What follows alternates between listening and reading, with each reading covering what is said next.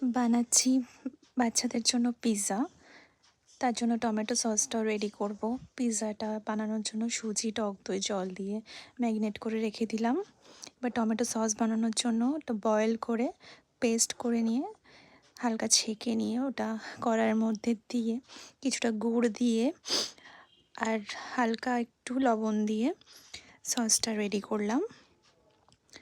Ready করার পর হালকা একটু, যেহেতু ছোট, ভিনিগার দিলাম না, লেবুর রস দিয়েছি। টমেটো আর পেঁয়াজটা একটু সটে করে নিলাম। ম্যারিনেট করা সুজিটা থিকনেসটা দেখলাম ঠিকঠাক আছে। এবার ওটা হালকা বাটার দিয়ে দিলাম।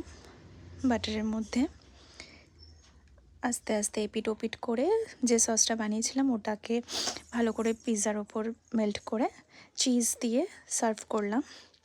ও ফার্স্ট একটু গরম ছিল, তাই মুখটা একটু এক্সপ্রেশনটা কীরকম একটা করলো। তারপর ওর টেস্টি লেগেছে, পারছিল না হাতে করে ধরে ধরে খেতে। বাটিতে দেওয়া হলো, ও নিজের মতোই খাচ্ছিল। যেহেতু একটু আলাদা রকম রেসিপি, ও ভালোই খেয়েছে, সুন্দর করে পড়ে যাচ্ছে, তাও খাচ্ছে। পুরোটা নিজে খেতে পারেনি, কিছুটা আমি খাইয়ে দিয়েছি। ব্যাস, এটাই হয়ে গেল বেবিদের পিৎজা।